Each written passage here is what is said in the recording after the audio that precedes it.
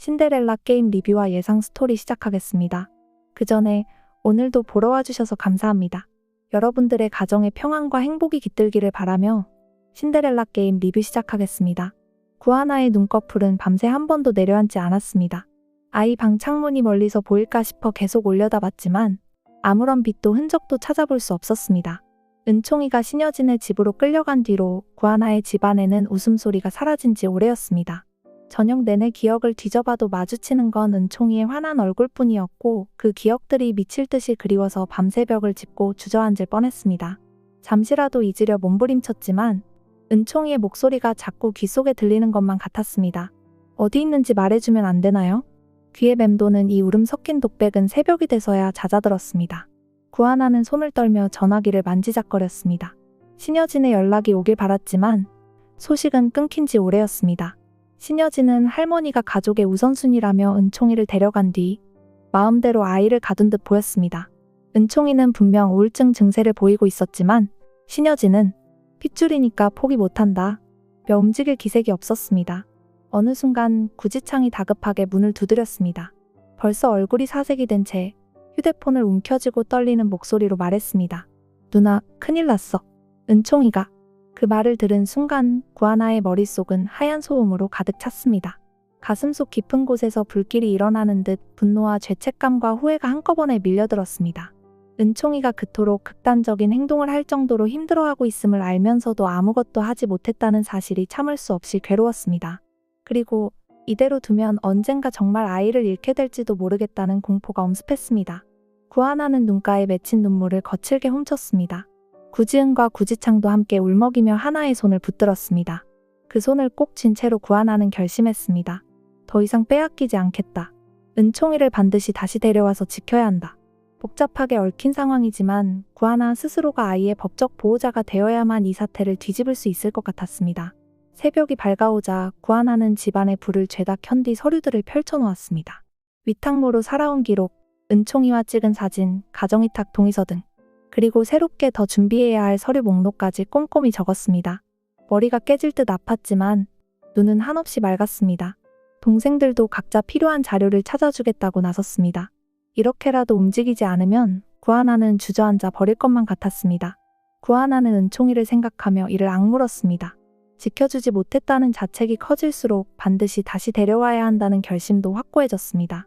창문 밖으로 서서히 동이 터올 때 구하나는 혼잣말처럼 내뱉었습니다. 은총아, 조금만 버텨줘. 꼭 다시 웃게 해줄게. 절대 포기 안 해. 그 말이 마치 스스로에게 다짐하듯 메아리쳐 돌아왔습니다. 다시는 아이를 울게 놔두지 않겠다고. 벽 공기는 매섭게 차가웠지만 구하나의 의지는 그보다 더 단단했습니다. 법적인 보호자가 되기 위해서는 구하나가 싸워야 할 장벽이 한둘이 아니었습니다. 구지은은 소파에 앉아 온종일 서류 폴더를 뒤적였고 구지창은 자료를 인쇄하느라 집을 나갔다 들락거렸습니다. 구하나는 해가 뜨자마자 친권 후견 분야 전문 변호사를 찾아가 상담 일정을 잡았습니다. 은총이를 위해서라면 두려울 게 없었지만 절차와 법규는 복잡하기만 했습니다. 변호사 사무실에서 건네받은 안내서에는 끝없는 심사 과정과 증빙 서류 목록이 빼곡하게 적혀 있었습니다. 구하나는 버거운 마음을 숨기지 않고 변호사 앞에서 솔직히 털어놓았습니다. 위탁모로 함께 지낸 시간이 6년 이상이거든요. 아이 이름은 은총이고 지금은 할머니 집에 있어요. 근데 그게 진짜 아이의 행복을 위한 선택인지 모르겠어요. 변호사는 차분하게 질문을 던졌습니다. 함께 살았다는 걸 증명할 수 있는 모든 기록을 최대한 수집하시면 좋습니다. 발달 기록, 병원 진료 내용, 특히 아이가 직접 쓴 메모나 일기도 도움이 돼요. 구하나는 고개를 힘차게 끄덕였습니다.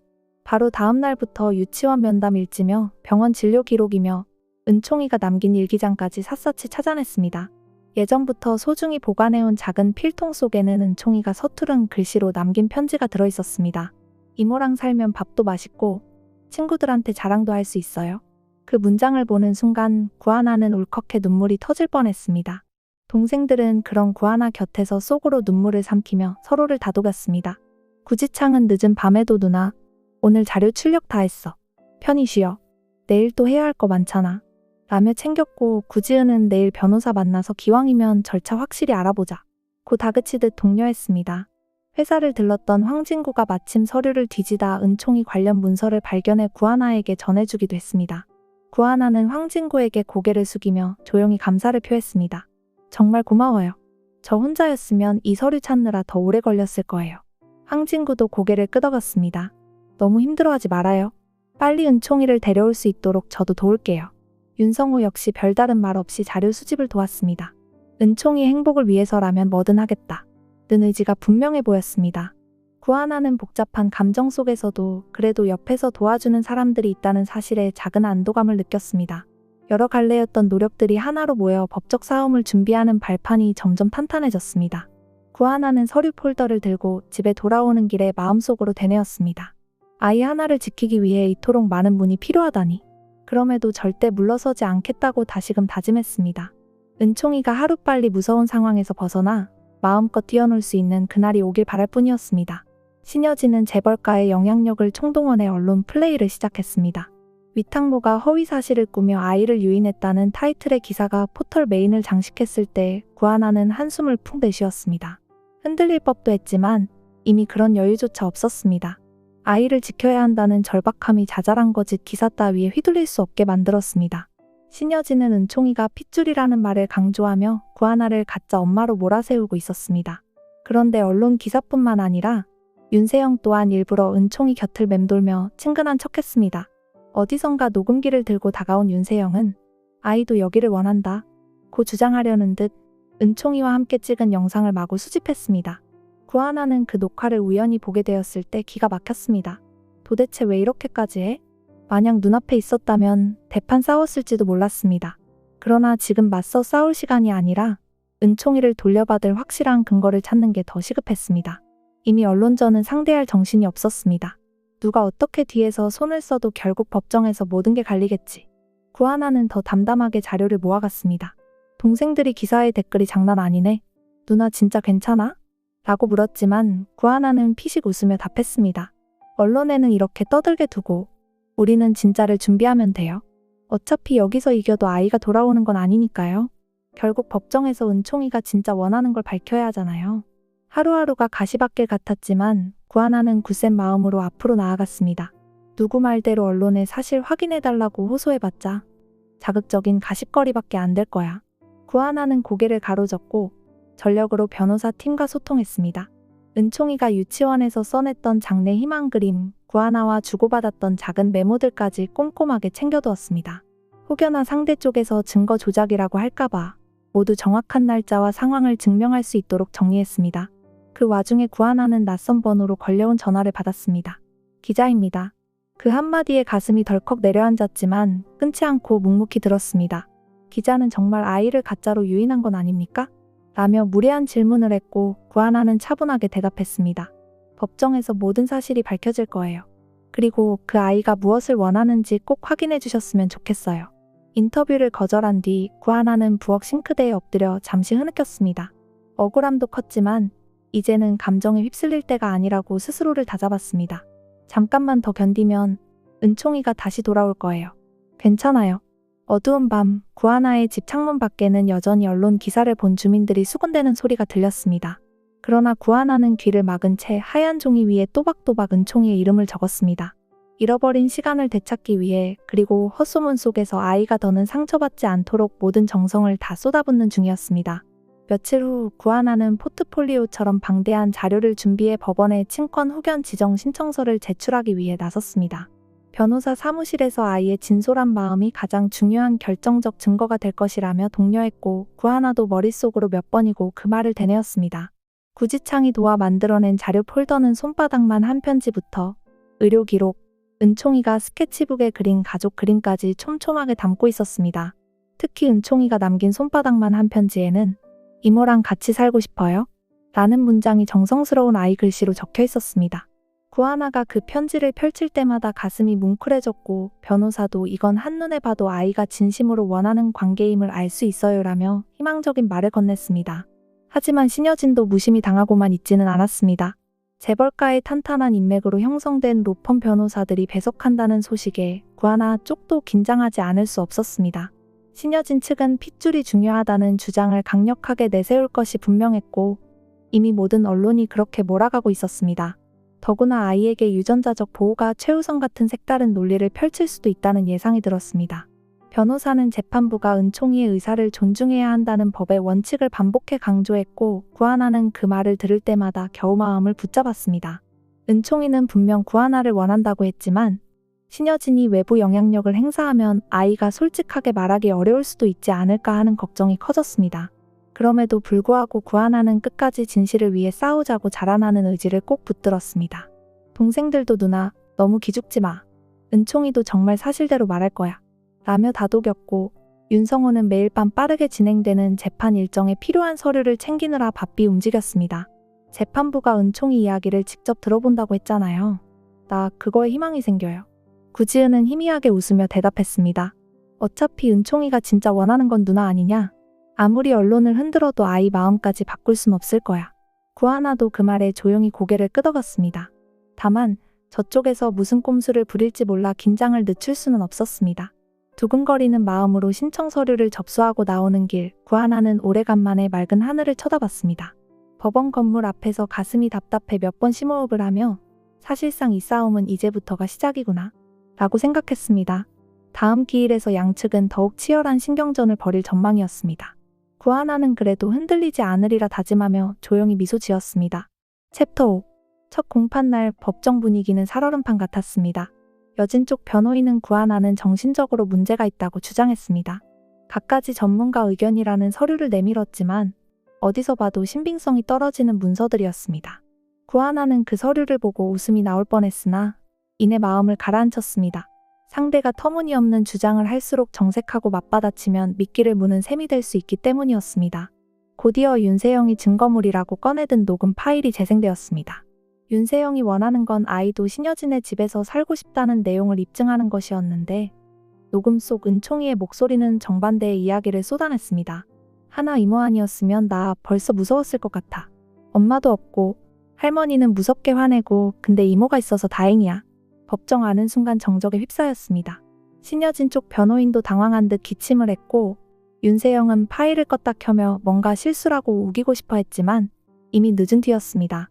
그 순간을 놓치지 않고 황진구가 나섰습니다.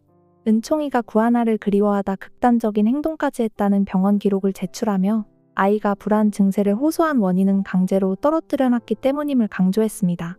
신여진 측은 한껏 목소리를 낮췄고 법정은 다시 진지한 분위기에 빠져들었습니다. 아이를 위해서라면 저는 어떤 것도 감수할 준비가 되어 있어요. 구하나의 이 말은 변호인에 의해 다시 한번 강조되었고 구하나의 입장을 더욱 분명하게 드러냈습니다. 윤세영이나 신여진 쪽 증언이 거짓이라는 걸 몰라도 구하나는 실제로 한없이 흔들릴 뻔했습니다. 하지만 녹음 파일이 의도와 다르게 터져버린 덕분에 판사는 아이의 실제 의사를 좀 더 확인할 필요가 있겠다고 결론지었습니다. 첫 공판이 이 정도로 마무리된 건 사실상 구하나에게 유리하게 흘러간 셈이었습니다. 신여진과 윤세영은 법정을 나가면서 아무 말도 하지 못했습니다. 특히 윤세영은 굳은 표정으로 핸드백을 잡고 나갔고 그 뒤를 따르던 최명진은 이제 어쩔 거야 라는 눈빛을 던지며 황급히 걸음을 재촉했습니다. 구하나는 그 모습을 등 뒤로 쳐다보다가 스스로 숨을 고르며 의지를 다졌습니다. 아직 끝이 아니다.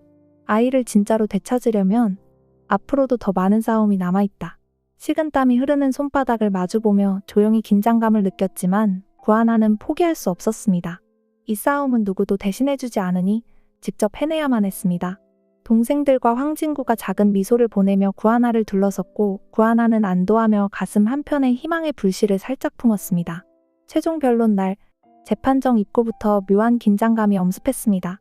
판사의 마지막 결론에 따라 아이의 거취가 결정되는 만큼 신여진과 구하나 모두 비장한 표정이었습니다. 신여진 측 변호인은 핏줄이 우선이라는 논리를 계속 펼치며 은총이가 자발적으로 할머니를 선택했다고 증언할 증인을 내세웠습니다. 그러나 판사가 직접 은총이의 의견을 들어보겠다고 선언하자 신여진 측은 눈에 띄게 당황한 기색을 보였습니다. 그때 법정 문이 열리며 윤성우와 함께 들어온 은총이가 모습을 드러냈습니다. 은총이는 낯선 분위기에 주눅든 채 양손을 꼭 맞잡고 있었습니다. 법정 안이 일제히 조용해졌고 구하나는 자리에서 일어나 아이를 바라봤습니다. 그 찰나 은총이가 떨리는 목소리로 입을 열었습니다. 이모한테 가고 싶어요. 신여진 측 변호인은 아이가 긴장한 상태에서 혼동이 있을 것이라며 급하게 상황을 수습하려 했습니다. 그러나 은총이가 한 손에 꼭 쥐고 있던 낡은 일기장을 펴보이자 분위기가 바뀌었습니다. 그 일기장에는 우리 가족 규칙이라는 제목 아래 구하나와 은총이가 함께 정했던 식사 시간 규칙이나 서로에게 미안할 때 말하기 같은 사소한 내용이 빼곡하게 적혀 있었습니다. 한 장 한 장 넘어갈 때마다 구하나와 은총이가 함께 지낸 일상과 그 시간들이 고스란히 드러났습니다. 판사는 한참 동안 그 일기장을 들여다본 뒤 냉정하고도 분명한 목소리로 결론을 내렸습니다. 아이의 주 양육자는 누구였는지, 아이가 진심으로 바라는 게 무엇인지를 감안할 때 친권 후견 지정은 구하나에게 부여하는 것이 타당하다. 이 문장이 끝나자마자 법정 여기저기에서 안도와 탄식이 동시에 터져 나왔습니다. 신여진은 대노한 표정으로 자리를 박차고 나갔고 윤세영은 입술을 꽉 문 채 고개를 떨어뜨렸습니다. 상대가 강력한 재벌가였기에 쉽지 않은 싸움이었지만 결과는 구하나의 승소였습니다. 구하나는 혼이 빠진 듯 자리에 서 있다가 은총이가 뛰어와 품에 안기자 눈물을 터뜨렸습니다. 은총아, 이제 진짜 우리 집으로 가자. 은총이도 흐느끼며 구하나의 품을 파고들었습니다. 그 순간 황진구는 뒤에서 묵묵히 둘을 지켜보고 있었고 구지창과 구지은도 눈가가 벌겋게 달아올라 서로를 끌어안았습니다. 윤성호는 아득한 눈길로 은총이의 머리를 쓰다듬으며 고개를 살짝 끄덕였습니다. 법원 안을 나서는 길, 구하나는 세상이 환하게 느껴졌습니다. 수많은 날들이 떠올랐습니다. 밤새 아이 방 창문을 올려다보며 울던 시간, 서류를 끼고 변호사 사무실을 드나들던 시간, 언론에 온갖 거짓말이 돌아다녀도 묵묵히 증거를 모으던 시간들. 그리고 마침내 구하나는 은총이를 다시 품에 안게 됐습니다. 주차장까지 걸어가는 동안 구하나는 눈물을 훔치면서도 환하게 웃었습니다. 은총이도 구하나의 품에서 고개를 들어 가만히 미소 지었습니다. 이 작은 아이가 보여주는 미소 하나에 그동안 흘린 눈물과 싸워온 날들이 모두 보상받는 기분이었습니다. 누군가에게는 사소할 수도 있지만 구하나에게는 이보다 더 귀중한 승리가 없었습니다. 무엇보다 은총이가 다시 마음 편히 웃을 수 있게 되었다는 사실이 가장 큰 선물이었습니다.